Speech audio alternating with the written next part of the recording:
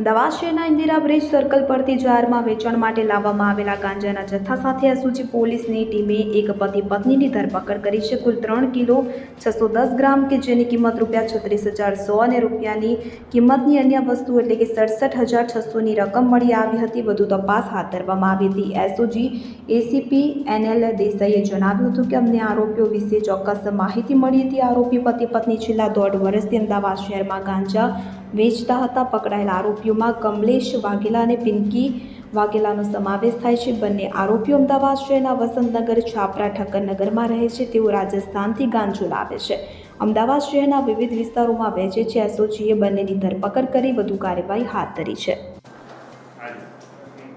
Sardarnagar police station area में से पति पत्नी दोनों, एक कमलेश वाघेला और उसकी वाइफ पिंकी, दोनों की धरपकड़ पुलिस ने किया है एसओजी क्राइम ब्रांच ने अहमदाबाद में, और उसके पास से 3 किलो 610 ग्राम गांजा बरामद किया है. वो लोग राजस्थान बिनमाल से गांजा रेलवे के जरिए लाते थे और यहाँ छुटक बिक्री करते थे. पूरा इतिहास क्या है, किस तरह से लोग कैसे लाते थे और कहाँ पे बेचते थे? ये लोग राजस्थान से रेलवे में लाते थे और यहाँ छुटक बिक्री करते थे.